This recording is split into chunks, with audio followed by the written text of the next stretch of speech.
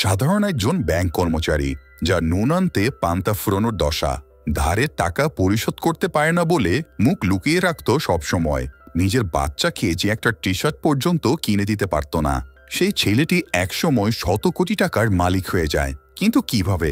আসুন জেনে আসি একজন সাধারণ মধ্যবিত্তের কোটিপতি হবার গল্পটি। 19 মার্চ 1992, বোম্বে শহর। সকালের আলো ফুটার সাথে সাথে ভাস্করের ঘড়িতেও অ্যালার্ম বেজে ওঠে। অ্যালার্ম অফ করে ভাস্কর মর্নিং ওয়াকে বেরিয়ে পড়ে। মর্নিং ওয়াক শেষে টুকটাক জিনিস কিনে যখন সে বাড়ি ফিরছিল, তখন সিবিআই অফিসারেরা তার রাস্তা আটকে দাঁড়ায়। চিফ ইনভেস্টিগেশন অফিসার লক্ষণ রাও ভাস্করকে গাড়িতে তুলে নেয় এবং বলে তার বিরুদ্ধে ইনকোয়ারি হবে। এরপর ভাস্করকে নিয়ে মাগাধা ব্যাংকে চলে যায়। ভাস্কর মূলত এই ব্যাংকেই চাকরি করত। দুদিন আগে সে এখান থেকে রিজাইন করেছে। যাই হোক, খুব সকাল হওয়ায় ব্যাংকের কার্যক্রম তখনও শুরু হয়নি।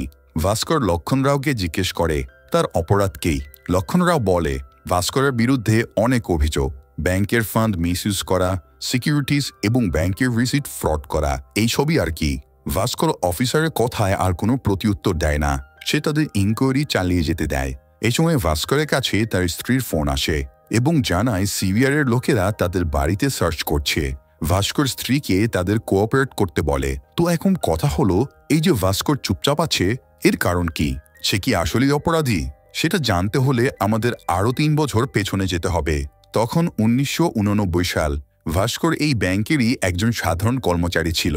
তার মাসিক বেতন ছিল মাত্র 6,000 টাকা, আর ব্যাংক লোন ছিল 36,000 টাকা। সেই সাথে টুকটাক ধারবাকি তো ছিলই। ভাস্কর চাকরির ক্ষেত্রে নিজের কাজের ব্যাপারে অত্যন্ত ডেডিকেটেড ছিল। সে 3 বছরে 3 বার সেরা এমপ্লয়ি হওয়ার অ্যাওয়ার্ডও পেয়েছে। আপাতত তার টার্গেট এমআরএম বা অ্যাসিস্ট্যান্ট রিজিওনাল ম্যানেজার পোস্টের উপরে, কারণ 1 মাস পরে বর্তমান এমআরএম রিটায়ার্ড করবে। ভাস্করের ধারণা ওনার রিটায়ার্ডের পরে সেই পদটা পাবে। ভাস্কর আরেকটা জিনিসের উপরে খুব ইন্টারেস্টেড, সেটা হলো মারুতি 800 মডেলের গাড়ি। এই গাড়িটা ব্যাংকের সম্পত্তি।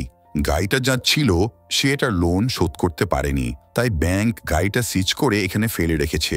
ভাস্কর রোজ গাড়িটা দেখে আর ভাবে এই গাড়িটা যদি সে কিনতে পারত, কিন্তু তার আগে তো নিজের নেওয়া লোনগুলো শোধ করতে হবে, তা না হলে এরকম স্বপ্ন দেখা বৃথা। যাই হোক, বেতনের টাকায় ভাস্কর কুলাতে পারত না, তাই সে একটা সাইড ইনকামের পথ বের করে। ব্যাংকে আসা কাস্টমারদের সে ফর্ম পূরণ করে দিত, আর এভাবে এক্সট্রা কিছু টাকা ইনকাম হয়ে যেত। তো কাজ শেষ করে বাড়ি ফেরার সময় কলোনির ভেতর দিয়ে যাবার সময়ে অনেক মানুষ ভাস্করের দিকে বিরক্তি ভরে তাকাতো, কারণ তারা সবাই ভাস্করের কাছে টাকা পায়। ভাস্কর অবশ্য তাদের আজ দেব কাল দেব বলে কোনো রকমে দাবিয়ে রাখত। এতগুলো চোখকে ফাঁকি দিয়ে শেষমেশ সে বাড়িতে পৌঁছায়। ভাস্করের বাড়িতে আছে তার বাবা প্রহ্লাদ কুমার, যিনি একসময় চার্টার্ড অ্যাকাউন্টেন্ট ছিলেন। রিটায়ারমেন্টের পরে বন্ধুর সাথে ব্যবসা শুরু করেন, কিন্তু ওনার বন্ধু ওনাকে ধোঁকা দিয়ে সব টাকা মেরে দেয়। সেই থেকে উনি আর কারোর সাথে সেভাবে কথা বলেন না, ঘর থেকেও বের হন না। ভাস্করের মা ছোটবেলাতেই মারা গিয়েছে। এক ভাই আছে যে ইঞ্জিনিয়ারিং পড়ছে, এক বোন ডিগ্রি কলেজে পড়ছে। এছাড়া ভাস্করের স্ত্রী এবং এক ছেলে রয়েছে। এই হলো ভাস্করের ফ্যামিলি। এদের নিয়ে কোনো রকমে কষ্টমষ্ট করে তার দিন কাটছে। যাই হোক, আজ রাতে ভাস্করের শালার ছেলের জন্মদিন ছিল, তো এই জন্য তারা সেখানে যাওয়ার জন্য রেডি হচ্ছিল। ভাস্করের স্ত্রী সুমতি বলে তাদের কোনো একটা গিফট নিয়ে যাওয়া উচিত, কিন্তু ভাস্করের কাছে গিফট কেনার মতো কোনো টাকা ছিল না। আবার আত্মীয়র বাড়ির অনুষ্ঠান, খালি হাতেও যেতে পারবে না, তাই তারা বাধ্য হয়ে ছেলে কার্তিকের প্রিয় খেলনাটা গিফট হিসেবে নিয়ে যায়। ভাস্কর গরিব ছিল বলে শ্বশুর বাড়িতেও সে কোনো সম্মান পেত না, কেউ তার সাথে ভালো ব্যবহারও করত না, কেমন যেন এড়িয়ে চলত। তো ভাস্করের জন্য তার স্ত্রী ছেলেও সেখানে তেমন একটা গুরুত্ব পেত না। সুমতি মা চায় সে ভাস্করকে ছেড়ে দিক, উনি সুমতির আবার বিয়ে দিবেন। মায়ের মুখে কথাটা শুনে সুমতি খুব আপসেট হয়। এরপরে সে আরেকটা আপসেট হবার মতো ঘটনা ফেস করে। জন্মদিনে কেক কাটার পরে সুমতির ভাবি বাচ্চাদের কেক দিচ্ছিল, সেখানে কার্তিকও ছিল। সে কার্তিককে একটা ছোট পিস দেয়। কার্তিক একটা বড় পিস চাইলে সে কার্তিককে বলে তুমি এতটুকুই ডিজার্ভ করো। আড়াল থেকে দৃশ্যটা দেখার পরে সুমতি খুব রেগে যায়। সে তখন কার্তিক আর ভাস্করকে নিয়ে বের হয়ে যায়। এরপরে তারা একটা ক্যাফেতে আসে।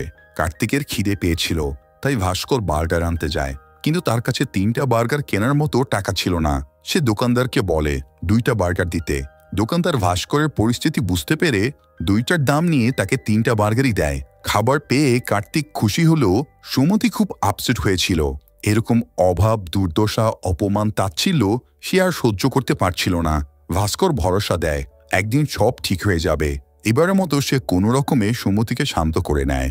পরের দিন অফিসে যাওয়ার পরে ভাস্করের কাছে অ্যান্টনি নামের একজন লোক লোনের জন্য আসে। এই লোকটা গতকালও লোনের জন্য এসেছিল, কিন্তু লোকটার কাছে বন্ধক রাখার মতো কিছুই ছিল না, তাই ভাস্কর তাকে ফেরত পাঠিয়ে দিয়েছিল।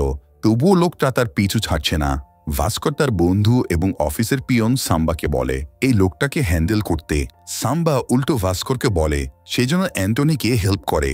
অ্যান্টনির ইলেকট্রনিক পার্টসের বিজনেস আছে। সে মালয়েশিয়া থেকে 30টা টিভি আনিয়েছিল। এগুলোর দাম 2.5 লাখ টাকা।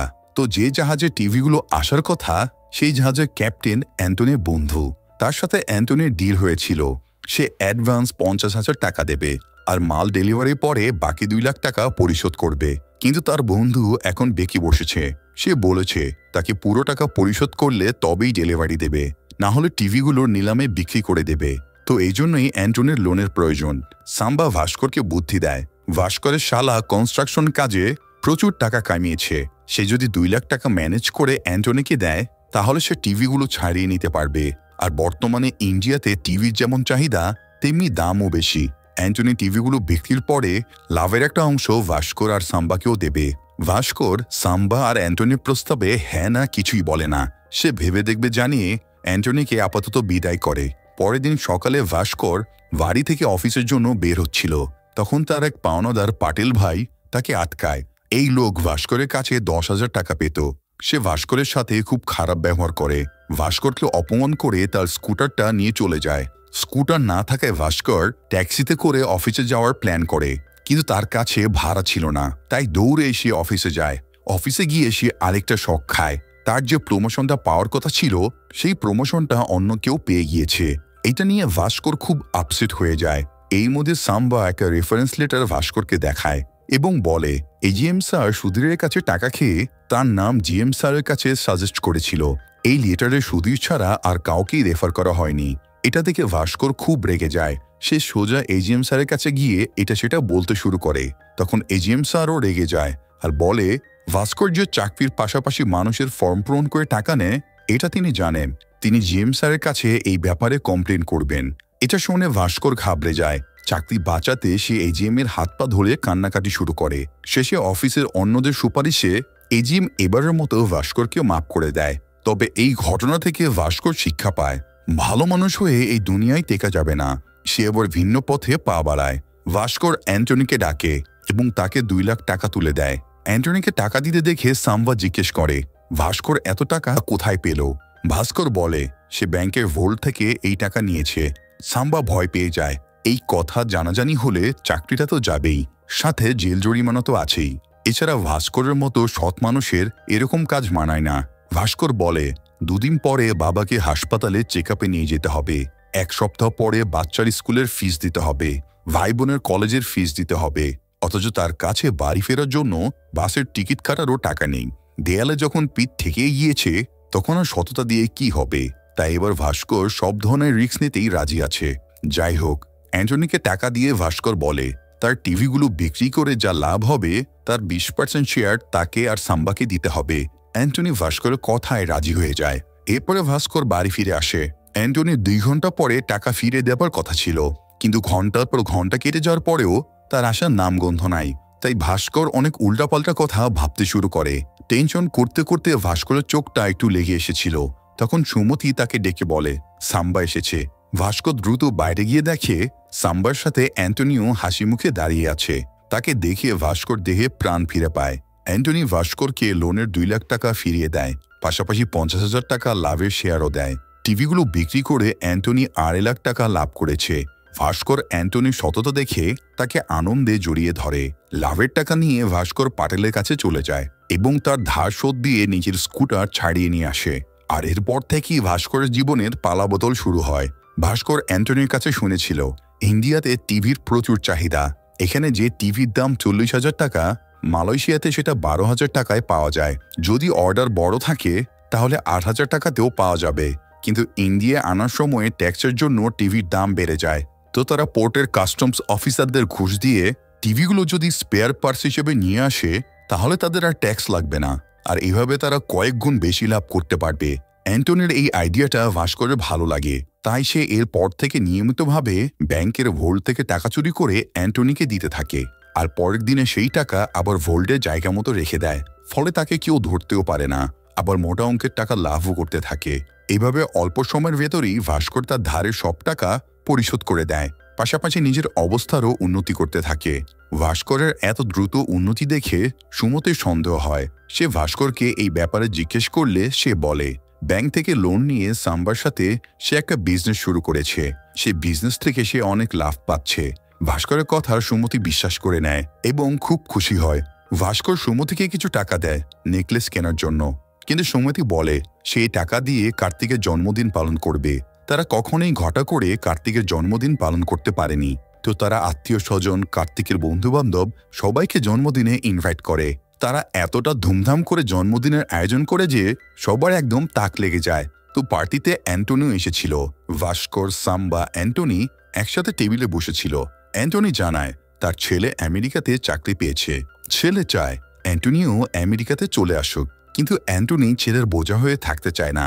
তার যা পুঁজি ছিল সব ছেলের পড়াশোনার পেছনে খরচ করে ফেলেছে, তাই আমেরিকায় যাওয়ার আগে সে বড় একটা পুঁজি নিয়ে যেতে চায়, আর সেই টাকা দিয়ে আমেরিকাতেই একটা বিজনেস শুরু করতে চায়। সে ভাস্করকে নতুন একটা আইডিয়া দেয়। আগামী শনিবারে দুবাই থেকে 3টা ফরেন গাড়ি আসছে, তারা যদি 10 লাখ টাকা ম্যানেজ করতে পারে তাহলে এই গাড়িগুলো কিনে নিতে পারবে।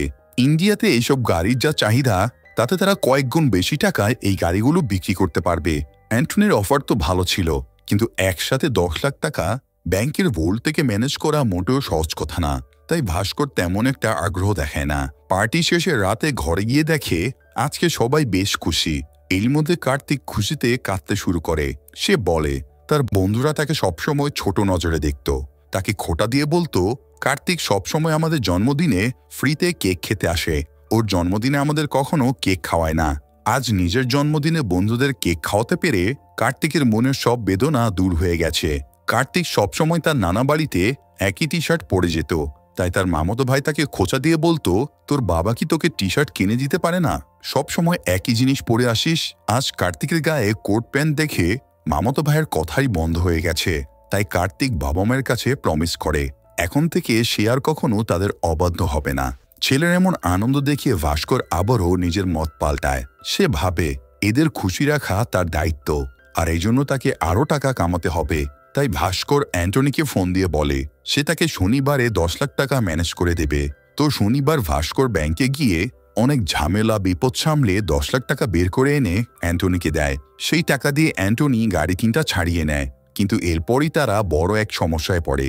তাদের যে লোকের কাছে গাড়িগুলো বিক্রি করার কথা ছিল সেই লোকটা পুলিশের হাতে ধরা পড়েছে, তাই এখানে গাড়ি কেনার মতো আর কোনো ক্লায়েন্ট নেই। তারা 3 জনে মহা বিপদে পড়ে যায়। কাল রবিবার ব্যাংক বন্ধ, পরশু সোমবার ব্যাংক খুলবে, আর ভাস্করকে সোমবার সকালেই ব্যাংকের ভোল্টে জায়গা মতো টাকা রাখতে হবে, না হলেই খেল খতম। ভাস্কর অ্যান্টনিকে খোঁজ নিতে বলে অন্য কোনো প্রদেশে এইসব গাড়ি কেনার লোক আছে কিনা। অ্যান্টনি খোঁজখবর নিয়ে জানতে পারে গোয়াতে একজন ক্লায়েন্ট আছে যে গাড়িগুলো কিনবে। তারা তখনই গোয়া যাওয়ার প্ল্যান করে, কিন্তু পথে 2টা পুলিশ চেকপোস্ট পড়ে। তারা এই ইম্পোর্টেড কার নিয়ে কখনো চেকপোস্ট পার হতে পারবে না, তাই ভাস্কর একটা প্ল্যান খাটায়। প্রথমে তারা গাড়িতে সরকারি ফেক নম্বর প্লেট বসায়, তারপর 3 জন ফকিরকে মন্ত্রীদের মতো ড্রেস পরিয়ে মন্ত্রী সাজায় এবং একজন কলগাল ভাড়া করে তাকে মডেল সাজায়। এরপরে তাদেরকে গাড়িতে নিয়ে ভিআইপি পরিচয় দিয়ে 2টো পুলিশ চেকপোস্টকেই ফাঁকি দিয়ে গোয়ায় পৌঁছে যায়। সেখানে গিয়ে তারা 10 লাখের গাড়িতে 20 লাখ টাকা লাভ করে। ভাস্কর এই লাভের টাকা থেকে 1 লাখ টাকা করে ফকিরদের এবং কলগালকে দেয়, বাকি টাকা সে, অ্যান্টনি আর সাম্বা ভাগ করে নেয়। যাই হোক, ঝামেলা মিটিয়ে তারা অ্যান্টনিকে এয়ারপোর্টে ছেড়ে দেয়। এরপরে ভাস্কর বাড়িতে গিয়ে তার কয়েকটা ড্রেস টাকার ব্রিফকেসে ভরে নেয়। তারপরে সে অফিসের উদ্দেশ্যে রওনা দেয়। অফিসে এসে ভাস্কর টেনশনে পড়ে যায়। সে খেয়াল করে ব্যাংকে পুলিশ এসেছে। ভাস্কর ভাবে হয়তো তার ভোল্টে থেকে টাকা নেওয়ার খবর ফাঁস হয়ে গেছে। ভাস্কর ভয়ে ভয়ে ব্যাংকে ঢোকে। এরপরে জানতে পারে পুলিশ আসলে তার জন্য আসেনি, বরং এজিএম এবং এআরএম লোন দেওয়ার বিনিময়ে মানুষের কাছে পার্সেন্টেজ নিত। এই স্ক্যামের জন্যই তাদের ধরতে পুলিশ এসেছে। এটা শোনার পরে ভাস্কর কিছুটা হাঁপ ছেড়ে বাঁচে। এত সব ঝামেলার মাঝেও সে এক ফাঁকে ব্রিফকেসের টাকাগুলো ভোল্টে রেখে দেয়। এর ঠিক একটু পরেই ভাস্করের ব্রিফকেসটা জিএম স্যারের নজরে আসে। জিএম স্যারের ভাস্করের ওপরে সন্দেহ হয়। তিনি ভোল্ট ম্যানেজারকে ভোল্টের গতদিনের কালেকশন চেক করার নির্দেশ দেয় আর ভাস্করকে তার ব্রিফকেস খুলে দেখাতে বলে। ভোল্ট ম্যানেজার জানায় টাকার অ্যামাউন্ট ঠিক আছে। ভাস্করও ব্রিফকেস খুলে দেখায় সেখানে জামা কাপড় ছাড়া আর কিছুই নেই। জিএম এবার নিশ্চিন্ত হয়ে চলে যায়। এই ঘটনার পরে ভাস্কর ভাবে সে এসব অপরাধ জগৎ ছেড়ে দেবে। সে নিজের সিদ্ধান্ত সাম্বাকেও জানায়, কিন্তু সাম্বা এইভাবে গরিব জীবন কাটাতে চাইছিল না। সে ব্যাংকের পিয়নের চাকরি ছেড়ে দিয়ে নিজের একটা ব্যবসা শুরু করে। আর ভাস্করও গুনে দেখে সে মোট 6 লাখ টাকা জমিয়েছে। সে টাকাগুলো পরিবারের সব সদস্যের নামে আলাদা আলাদা কোর্টতে জমিয়ে রাখে। কিন্তু এরই মধ্যে তার ভাইয়ের লন্ডনের একটা কলেজে অ্যাডমিশন হয়ে যায়। এম্বাসিতে কথা বলে জানতে পারে সব প্রসেসিংয়ের জন্য 6 লাখ টাকা লাগবে। ভাইয়ের ফিউচারের কথা ভেবে ভাস্কর তার জমানো সব টাকা খরচ করে ভাইকে লন্ডনে পাঠিয়ে দেয়। ফলে ভাস্কর যেখান থেকে সব শুরু করেছিল আবার সেখানেই ফিরে আসে। যাই হোক, জিএম এবং এআরএম এর ধরা পড়ায় ভাস্করের কপাল খুলে যায়। ব্যাংকে যেহেতু দুটো পোস্ট খালি হয়ে গিয়েছিল, তাই জিএম এর রেফারে চেয়ারম্যান স্যার ভাস্করকে এজিএম পোস্টের প্রমোশন দেয়। যেহেতু ভাস্করের ডিউটি রেকর্ড খুব ভালো ছিল, তাই তাকেই এই পদের জন্য মনোনীত করা হয়। ভাস্করের বেতন 6,000 থেকে একদম 19,500 হয়ে যায়। সাথে তো অন্যান্য বোনাস আছেই। ভাস্কর আনন্দে একদম আত্মহারা হয়ে যায়। চেয়ারম্যান স্যার ভাস্করকে জিজ্ঞেস করে তার আর কোনো চাওয়া আছে কিনা। ভাস্কর বলে ব্যাংকের ওই মারুতি 800 মডেলের গাড়িটা তার অনেক পছন্দের। চেয়ারম্যান স্যার হেসে ভাস্করকে গাড়িটা দিয়ে দেয়। এজিএম হিসেবে কাজ শুরু করার আগে চেয়ারম্যান স্যার ভাস্করকে একজন স্পেশাল ক্লায়েন্টের ব্যাপারে সাবধান করে দেয়, যার নাম হার্ষা মেহরা। বলা চলে হার্ষা মেহরা তাদের ইলিগাল ক্লায়েন্ট। এখানে ব্যাংকে একটা সিন্ডিকেট আছে। আমাদের সাধারণ পাবলিকদের যেরকম লোনের প্রয়োজন হয়, অনেক সময় ব্যাংকেরও লোনের দরকার হয়। তখন এক ব্যাংক থেকে অন্য ব্যাংকের লোন নেওয়ার প্রয়োজন হয়, কিন্তু আইন অনুযায়ী ব্যাংক থেকে ব্যাংকে লোন দেওয়া নেওয়া নিষিদ্ধ। তাই এক ব্যাংকের কর্তৃপক্ষ একজন ব্রোকারের অ্যাকাউন্টে টাকা পাঠিয়ে দেয়, আর ব্রোকার সেই টাকা অপর ব্যাংকের অ্যাকাউন্টে পাঠিয়ে দেয়। এভাবে যখন লোন পরিশোধের সময় হয়, তখন আবার তারা সেম প্রসেসে ব্যাংকের টাকা পরিশোধ করে দেয়। তো এই হার্ষা মেয়েরা হলো সেই ব্রোকার। সে মাগাদা ব্যাংক আর কাটারি ব্যাংকের মধ্যে ব্রোকার হিসেবে কাজ করে। যাই হোক, হার্ষার হয়ে তার সব টাকা আদান প্রদান, কাগজপত্র সব দেখাশোনা সুরজ নামের একজন করত। সুরজ ভাস্করের কাছে আসে লোনের চেক কিছু করার জন্য। ভাস্কর সুরজকে লোন পরিশোধের জন্য 14 দিনের সময় দেয়। সুরজ বলে তাদের লোন পরিশোধ করতে কিছুদিন লেটও হয়ে যেতে পারে, তাই ভাস্করকে ঘুষ হিসেবে একটা দামি ঘড়ি গিফট দেওয়ার চেষ্টা করে। কিন্তু ভাস্কর তার গিফট ফিরিয়ে দিয়ে বলে 14 দিনের একদিনও যেন লেট না হয়। নির্ধারিত সময় শেষে সুরজ লোনের টাকা ফেরত দিতে আসে। সুরজ চলে যাওয়ার পরে ভাস্কর হার্ষার ব্যাংক স্টেটমেন্ট চেক করতে গিয়ে কিছু অদ্ভুত ব্যাপার লক্ষ্য করে। তারা হার্ষার অ্যাকাউন্টে যে টাকা পাঠিয়ে দেয়, সেই টাকা হার্ষা আরেকটা অ্যাকাউন্টে ট্রান্সফার করে, আর এভাবে নিজেদের মধ্যে টাকা আদান প্রদান করে। কিন্তু আশ্চর্যের ব্যাপার হলো, তারা যে কাটারি ব্যাংকের নামে লোন নেয়, স্টেটমেন্টে সেই কাটারি ব্যাংকের নাম উল্লেখ নেই। অর্থাৎ তারা যে লোন ইস্যু করে সেটা কাটারি ব্যাংকে পৌঁছায় না। এই ব্যাপারটা নিয়ে আলোচনার জন্য ভাস্কর কাটারি ব্যাংকের এজিএম এর সাথে দেখা করে, কিন্তু এই লোক তো আগে থেকে হার্ষার কাছে বিক্রি হয়েছিল, তাই সে ভাস্করকে কোনো রকম সাহায্য করে না। ভাস্করের মনের প্রশ্ন আসে, হার্ষা তাহলে ব্যাংক লোনের টাকা দিয়ে কি করে? ভাস্কর খোঁজখবর নিয়ে জানতে পারে হার্ষা শেয়ার বাজারে একটা বড় সিন্ডিকেট চালায়। সে প্রথমে কোনো একটা কোম্পানির সব শেয়ার কিনে নেয়, এরপর তার লোকদের দিয়ে সেই শেয়ারগুলো উচ্চ প্রাইসে কেনায়। পরবর্তীতে যখন মার্কেটে সেই কোম্পানির শেয়ারগুলোর দাম বেড়ে যায়, তখন সে সবগুলো শেয়ার একসাথে বিক্রি করে দেয়, আর এইভাবে সে প্রতিবারে প্রচুর টাকা হাতিয়ে নেয়। ভাস্কর এটা জানার পরে ভেবেছিল সে চেয়ারম্যান স্যারকে সব জানিয়ে দেবে, কিন্তু পরে উপলব্ধি করে চেয়ারম্যান স্যারকে জানিয়ে দিয়ে তার কি লাভ। তার যেটাতে লাভ হবে সেটাই করা উচিত। এই জন্য সে পার্সোনালি সুরজের সাথে দেখা করে। ভাস্কর সুরজকে শর্ত দেয় সে তাদের যতগুলো লোন পাইয়ে দেবে, তার বিনিময়ে ভাস্করকে 1% কমিশন দিতে হবে। পাশাপাশি তারা যেসব শেয়ার কিনবে বা বিক্রি করবে, সেগুলোর ইনফরমেশন ভাস্করকে একদিন আগে জানাতে হবে। উপায় না পেয়ে সুরজ ভাস্করের শর্ত মেনে নেয়। এরপর থেকে ভাস্করের উন্নতির দুয়ার আবারও খুলে যায়। তার কাছে বান্ডিল বান্ডিল টাকা আসতে শুরু করে। সে এক চান্সে সুরজের কাছ থেকে কমিশনের 25 লাখ টাকা পেয়ে যায়। কিন্তু এতগুলো টাকা সাধারণ ব্যাংকের কাছে থাকলে যে কেউই সন্দেহ করবে। তাই এই কালো টাকা সাদা করার জন্য ভাস্কর আনোয়ার নামের একজনের সাথে দেখা করে। আনোয়ার টাকাগুলো লটারি টিকিটের পেছনে ইনভেস্ট করতে বলে। তারা একটা লটারি কোম্পানির কাছে যায়, তারপরে 25 লাখ টাকা এবং 3% কমিশন তাদের দিয়ে দেয়।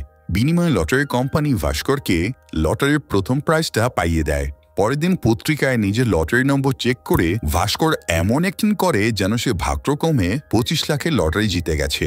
এভাবে সে পরিবার এবং বাইরের লোকদের বোঝায় যে সে লটারি থেকেই 25 লাখ টাকা পেয়েছে। এখান থেকে কমিশন, ট্যাক্স সব বাদ দিয়ে ভাস্কর 17 লাখ টাকা পেয়ে যায়। এরপরে সে একটা ট্রেডিং অ্যাকাউন্ট খোলে। এরপরে এই টাকাটা সে শেয়ার মার্কেটে লাগিয়ে দেয়। ভাস্কর সুরজের কাছ থেকে ইনফরমেশন নিত আর সেই অনুযায়ী নিজের অ্যাকাউন্টের মাধ্যমে ট্রেডিং করত। আর এইভাবে সে জাস্ট 2 সপ্তাহে এই 17 লাখ টাকাকে 70 লাখ টাকা বানিয়ে ফেলে। তো এই ছিল ভাস্করের বড়লোক হবার গল্প। এদিকে অফিসার লক্ষণ রাও ভাস্কর অ্যাকাউন্ট ডিটেলস চেক করে দেখে তার অ্যাকাউন্টে 100 কোটি টাকা রয়েছে। এমন দেখে তার মাথা ঘুরে যায়। সে অ্যাকাউন্ট স্টেটমেন্ট চেক করে দেখে ভাস্কর সত্যি 2 সপ্তাহে 70 লাখ টাকা কামিয়েছিল। তবে সে আরেকটা জিনিস খেয়াল করে, ভাস্কর আবার একদিনেই 69 লাখ টাকা খরচ করেছে। লক্ষণরাও জিজ্ঞেস করে ভাস্কর একদিনে এত টাকা কিভাবে খরচ করলো। তখন ভাস্কর জানায় এই টাকা ব্যাংকে রাখার কয়েকদিন পরেই তার বোনের বিয়ে ঠিক হয়ে যায়। তো বিয়ের শপিং করতে তারা একটা দোকানে ঢোকে। ভাস্কর এবং তার পরিবারের লোকজনকে দেখে সাধারণ মধ্যবিত্ত মনে হচ্ছিল, তাই দোকানের মালিক কর্মচারী কেউ তাদের তেমন পাত্তা দিচ্ছিল না, বেশ অসম্মান করছিল। এই ব্যাপারটা ভাস্করের ইগোতে লেগে যায়। সে তখনই দোকান থেকে বেরিয়ে যায় এবং সব টাকা ব্যাংক থেকে তুলে আনে। সেই টাকা দিয়ে প্রথমে সে একটা দামি গাড়ি কিনে, দামি জামাকাপড়, ঘড়ি, জুতো কিনে সেগুলো পরে আবারও সে দোকানের সামনে এসে ভিআইপি গেট আপে গাড়ি থেকে নামে। তারপর দোকানে গিয়ে সমস্ত দামি গহনা কিনে নেয়। আগেরবার যারা ভাস্করের সাথে ঠিকমতো কথাও বলছিল না, এবার তারা তোষামোদে একদম ভরিয়ে ফেলে। আর মূলত এভাবেই ভাস্কর তার টাকাগুলো খরচ করে ফেলে। যাই হোক, বোনের বিয়েটিতে গিয়ে ভাস্করের যত লিগ্যাল টাকা ছিল সব ফুরিয়ে যায়। তো এর পরের বার সুরজের কাছ থেকে পাওয়া কমিশনের কালো টাকা নিয়ে ভাস্কর আবারও আনোয়ারের কাছে যায়। আনোয়ার বলে 3 মাসে পর পর 2 বার লটারি জিতলে ইনকাম ট্যাক্স ঝামেলা করতে পারে। তাই সে ভাস্করকে বুদ্ধি দেয় তারা এই টাকাগুলো নিজেদের লোক দিয়ে দেশের বাইরে হুন্ডি করে পাঠিয়ে দেবে। এরপর বাইরের দেশ থেকে বিভিন্ন অর্ডার পারচেজের মাধ্যমে তারা টাকাগুলো আবারও পাঠিয়ে দেবে। কিন্তু এই জন্য একটা প্রাইভেট লিমিটেড কোম্পানির প্রয়োজন। সুমতির অনেকদিন ধরে একটা খাবারের রেস্তোরাঁ দেওয়ার ইচ্ছা ছিল। ভাস্কর এবার এই সুযোগটা কাজে লাগায়। সে সুমতিকে একটা খাবারের শপ বানিয়ে দেয় আর সেই শপের নামে ভাস্কর ফেক বিল বানিয়ে কন্টিনিউ কালো টাকা সাদা করতে থাকে। এভাবে সে ব্যাপক পরিমাণে টাকা কামিয়ে নিতে থাকে। সে বড়লোক থেকে আরও বেশি বড়লোক হয়ে যেতে থাকে। ফলে তার আচরণেও অনেক চেঞ্জ আসতে থাকে। তার ব্যবহার আচরণ অনেক বেশি রুড হয়ে যায়। সব জায়গায় টাকার গরম দেখাতে শুরু করে। প্রচুর পরিমাণে ড্রিঙ্কসও করা শুরু করে। এই নিয়ে সুমতির সাথে তার মন কষাকষিও শুরু হয়ে যায়। এরই মধ্যে আবার আরেকটা ঘটনা ঘটে যায়। কাটারি ব্যাংকের এজিএম হরিহরন ভাস্করের সাথে দেখা করতে আসে। ভাস্কর হরিহরনকে জানায় তার ব্যাংকের নামে এখন পর্যন্ত 90 কোটি টাকার লোন ইস্যু হয়েছে। এটা শুনে হরিহরনের মাথা খারাপ হয়ে যায়। সে ভাস্করের কাছ থেকে লোনের বিয়ার স্টেটমেন্ট চেক করে বলে এগুলোতে সে সই করেনি, তার সই নকল করে কাটারি ব্যাংকের নামে লোন ওঠানো হয়েছে। হরিহরন একদম হতাশ হয়ে পড়ে। এত বড় অ্যামাউন্ট, এই কথা যদি বাইরে বের হয় তাহলে শেয়ার মার্কেট কলাপস হয়ে যাবে, ইন্ডিয়ার ইকোনমি একদম ভেঙে পড়বে। আতঙ্কে হরিহরন তখনই হার্ট অ্যাটাক করে। ভাস্কর তাকে দ্রুত হাসপাতালে নিয়ে যায়, কিন্তু তাকে আর বাঁচানো যায় না। হরিহরনের মৃত্যু ভাস্করের মনে ব্যাপক প্রভাব ফেলে। সে ভাবে একদিন তো তারও এরকম পরিণতি হতে পারে। সে এবার ভাবে এসব দুর্নীতি ছেড়ে দিবে কিনা। এরই মধ্যে সে আরেকটা ঘটনার সম্মুখীন হয়। ভাস্কর তার শ্বশুর বাড়িতে বেড়াতে যায়। ভাস্করের সাদার রিসেন্টলি ব্যবসায় লস খেয়ে নাজেহাল অবস্থা। তার 50 লাখ টাকার প্রয়োজন। সুমতির মা আর ভাবি সুমতিকে রিকোয়েস্ট করছিল, সেই জন্য ভাস্করকে বুঝিয়ে তার ভাইয়ের জন্য 50 লাখ টাকার ব্যবস্থা করে দেয়। তখন সুমতি বলে এটা ভাস্করের টাকা, ভাস্কর টাকা দেবে কি দেবে না এটা সম্পূর্ণ তার ব্যাপার। তো এই ব্যাপারটা নিয়ে সুমতির সাথে তার মায়ের একটু তর্কাতর্কি হয়ে যায়। তর্কের এক পর্যায়ে সুমতির মা তাকে খোঁটা দিয়ে বলে আমি তোকে হোমমেড ফুডের বিজনেস প্ল্যান দিয়েছিলাম বলেই তোরা ইনকাম করে খেতে পারছিস।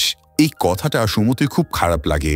সে তখনই ফিরে গিয়ে নিজের দোকানটা ভেঙে ফেলে এবং ব্যবসা বন্ধ করে দেয়। বাড়ি ফিরেও ভাস্করের সাথে সুমতির অনেক ঝগড়া হয়। সুমতি এই নতুন ভাস্করকে একদমই একসেপ্ট করছিল না। সে পুরনো সাদামাটা ভাস্করকে ফেরত চাইছিল।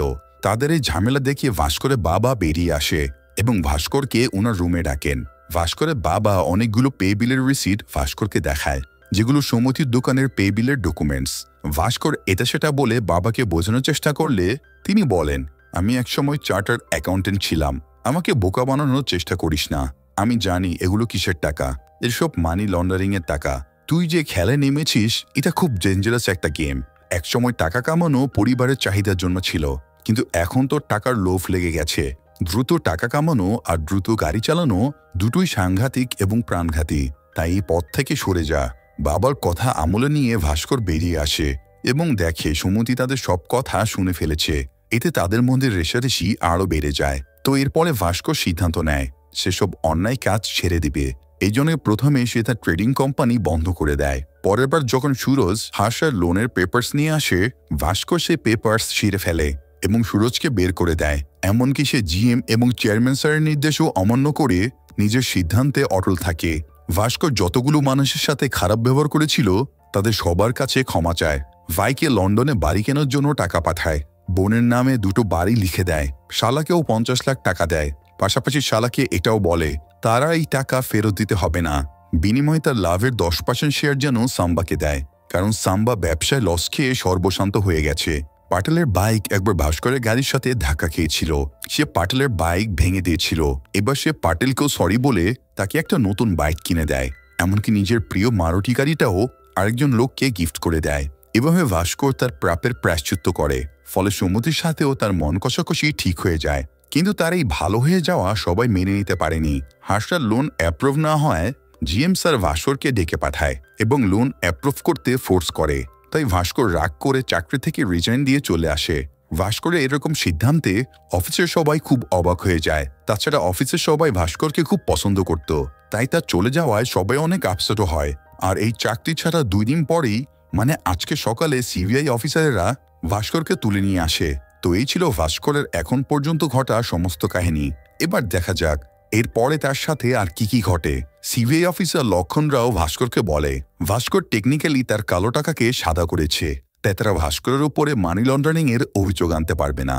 তবে ইনকোয়ারির জন্য তারা ভাস্কর আর সুমতির ব্যাংকের ট্রানজ্যাকশন স্টেটমেন্ট আইটি আর ইডি ডিপার্টমেন্টে পাঠিয়ে দিয়ে তাদের অ্যাকাউন্ট ফ্রিজ করে দিতে পারবে। তখন অ্যাকাউন্ট আনফ্রিজ করতে ভাস্করের এই অফিস থেকে সে অফিস চক্কর কাটতে কাটতেই জীবন পার হয়ে যাবে। অ্যাকাউন্ট আর কখনো সচল হবে না। তাই লক্ষণরাও ভাস্করকে অফার করে সে যদি বাঁচতে চায় তাহলে যেন সে গ্রো হাই কোম্পানির নামে 100 কোটি টাকার একটা চেক বানায় আর সেই টাকাটা হাসার অ্যাকাউন্টে ট্রান্সফার করে দেয়। হাসার টাকাটা আবার এই ব্যাংকে ট্রান্সফার করে দেবে, এতে ভাস্করও বেঁচে যাবে, আবার ব্যাংকের টাকা ব্যাংকেই থেকে যাবে। লক্ষণ রাওর ডিল শুনে এবার ভাস্কর বুঝতে পারে এই লোকও পুরো স্ক্যামের সাথে জড়িত। ভাস্কর কোনো সিদ্ধান্ত নেওয়ার আগেই অফিসে জিএম এবং চেয়ারম্যান চলে আসে আর তারা ভাস্করকে দিয়ে জোর করে চেকে সাইন করে নেয়। ভাস্করও চেকে সাইন করে দিয়ে হাসতে হাসতে বেরিয়ে যায়। ওরা ভেবেছিল ভাস্করের গল্পটা হয়তো এখানেই শেষ, কিন্তু আসল ধামাকা হয় যখন তারা চেকটা ট্রানজ্যাকশন করতে যায়। তারা জানতে পারে ভাস্কর 10 দিন আগেই তার অ্যাকাউন্টে সব টাকা উঠিয়ে নিয়েছে, সেই সাথে অ্যাকাউন্টটাও ডিঅ্যাক্টিভেট করে দিয়েছে। এটা শুনে তো সবার মাথায় হাত। তারা ভাবতে থাকে এই ভাস্কর এখন আছে কোথায়। ভাস্কর অবশ্য ততক্ষণে প্লেনে বসে আছে এবং কিছুক্ষণের মধ্যেই আমেরিকাতে ল্যান্ড করবে। আসলে ভাস্কর আগে থেকেই জানতো তার সাথে খারাপ কিছু ঘটবে, তাই সে কয়েক সপ্তাহ আগেই বাবার সাথে সবটা শেয়ার করে। ভাস্করের বাবা তাকে দেশ ছেড়ে দেবার সাজেশন দেয়। তো এই জন্য ভাস্কর একজন ব্রোকারের সাথে দেখা করে। ব্রোকার জানায় 1 কোটি টাকা খরচ করলেই আমেরিকার কন্ডিশনাল গ্রিন কার্ড পাওয়া যাবে আর 5 বছর পরে সিটিজেনশিপ। তো ভাস্কর আমেরিকায় যাওয়ার প্রস্তুতি নিতে থাকে। এছাড়া আমেরিকায় তো অ্যান্টোনিও ছিল, ভাস্কর তার কাছেও হেল্প নেয় এবং তার মাধ্যমে সেখানে একটি হোটেল কিনে নেয়। বাকি টুকটাক কাজগুলোর জন্য সে তার বাবার বিভিন্ন পরিচিত লোকদের কাছে হেল্প নেয়। এভাবে সে খুব অল্প সময়ের মধ্যেই আমেরিকার ভিসা প্রসেসিং করে ফেলে আর এভাবে সে পরিবার নিয়ে সেফলি দেশ ছেড়ে আমেরিকায় যেতে সক্ষম হয়। তবে দেশ ছাড়ার আগে ভাস্কর আরেকটা ধামাকা করে দেয়। সে আরবিআই ডিপার্টমেন্টে চেয়ারম্যান এবং জিএম এর স্ক্যামের ব্যাপারে জানিয়ে দেয়। ফলে আরবিআই টিম মাগাদা ব্যাংকে ইনকোয়ারি করতে চলে আসে। ব্যাংকের স্টেটমেন্ট চেক করে তারা হাসরা মেহরার নামটাও পেয়ে যায়। শুধু তাই না, এই কেসে সিবিআই অফিসার লক্ষণরাও ফেসে যায়। এদের সবার ঘন্টা বাজিয়ে দিয়ে ভাস্কর আমেরিকায় গিয়ে ফুলদমে হোটেল ব্যবসা চালাতে থাকে আর শান্তিতে পরিবার নিয়ে জীবন কাটাতে থাকে। সেই সাথে লাকি ভাস্করের গল্পটাও এখানেই শেষ হয়ে যায়। দর্শক, টাকা কামানোতে কোনো দোষ নেই, কিন্তু টাকা কামাতে গিয়ে যেন নিজের সততা, নৈতিকতা, বিবেকের বিসর্জন না যায়। মনে রাখবেন, টাকা গুরুত্বপূর্ণ, কিন্তু টাকাই সবকিছু না। টাকা দিয়ে সুখ, শান্তি, সম্পর্কের মান বজায় রাখা যায় না। তাই টাকা ইনকামের পাশাপাশি আমাদের আদর্শ মানুষও হয়ে উঠতে হবে। দর্শক, আজ এ পর্যন্তই। দেখা হবে পরের আয়োজনে। সবাই ভালো থাকুন, ধন্যবাদ। বন্ধুরা, এরকম আরো এক্সপ্লেনেশন পেতে চ্যানেলটি সাবস্ক্রাইব করে পাশে থাকা বেল আইকনটি চাপ দিন। ধন্যবাদ।